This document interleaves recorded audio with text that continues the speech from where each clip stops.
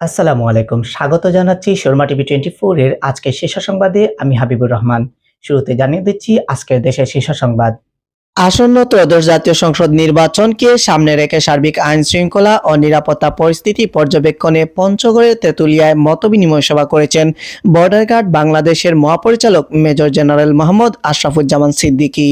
প্রধান উপদেষ্টা অধ্যাপক মোহাম্মদ ইউনূস বলেছেন, সরকারি ও বেসরকারি প্রতিষ্ঠানের প্রশিক্ষণকে হতে হবে প্রবলেম সলভিং বা সমস্যা সমাধানের আলোকে।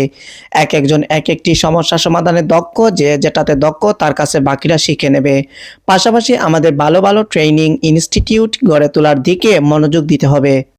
বিএনপি স্থায়ী কমিটির সদস্য ও নরসিংদী ২ আসনে দলটির মনোনীত প্রার্থী ডক্টর আব্দুল মঈন খান বলেছেন, লাখো শহীদদের রক্তের বিনিময়ে এদেশ স্বাধীন হয়েছে।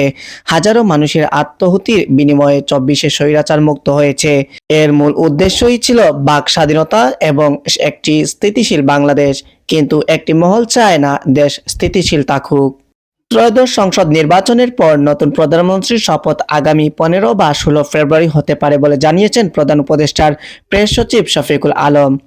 ইসলামী আন্দোলন বাংলাদেশের আমির সৈয়দ মোহাম্মদ রেজাউল করিম বলেছেন, আমরা নির্বাচনী ইশতেহার প্রকাশ করেছি। জামায়াত সহ অন্যান্য দলও ইশতেহার প্রকাশ করেছে। ইশতেহারে আমরা পরিষ্কারভাবে বলেছি, শরীয়তকে প্রাধান্য দিয়ে দেশ পরিচালনা করা হবে। জামায়াত কিংবা কোথাও ইসলামের কথা বলেনি। এরপরও কেউ যদি জামায়াত ইসলামকে ইসলামী দল বলে, আমি বলবো তারা বোকার স্বর্গে বাস করে। আপনারা এতক্ষণ শুনছিলেন আজকের দেশের শীর্ষ সংবাদ। এবারে থাকছে আন্তর্জাতিক শীর্ষ সংবাদ। মার্কিন যুক্তরাষ্ট্র ও রাশিয়ার মধ্যে পারমাণবিক অস্ত্র নিয়ন্ত্রণের সর্বশেষ কার্যকর চুক্তি নিউ স্টার্ট এর মেয়াদ আজ বৃহস্পতিবার শেষ হচ্ছে।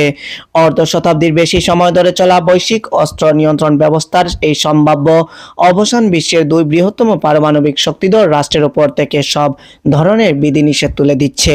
এর ফলে এক অনিয়ন্ত্রিত ও বিপজ্জনক পরমাণু প্রতিযোগিতার মুখে পড়ার আশঙ্কায় বিশ্ববাসী।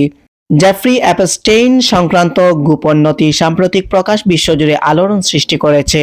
এই বিতর্কের কেন্দ্রে চলে এসেছে মাইক্রোসফটের প্রতিষ্ঠাতা বিল গেটস।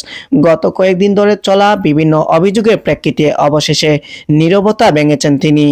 ভারতের মুম্বাইয়ে কাফ প্যারেড এলাকায় এক বাক ও শ্রবণ প্রতিবন্ধী তরুণী ধর্ষণের পর গর্ভবতী হওয়ায় লোমহর্ষক তথ্য বেরিয়ে এসেছে।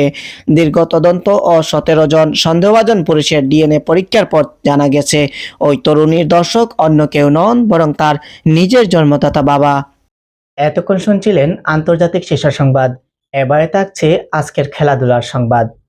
বিশ্বকাপের বিকল্প টুর্নামেন্টে অদম্য বাংলাদেশ টি-20 কাপে শুভ সূচনা করেছে ধূমকেতু একাদশ। লিটন সাইফের ব্যাটিং নৈপুণ্যে দুরন্ত একাদশকে উড়িয়ে দিয়েছে ধূমকেতু। মিরপুর শেরেবাংলা জাতীয় স্টেডিয়ামে আজ বৃহস্পতিবার ৬ উইকেটের জয় পেয়েছে ধূমকেতু।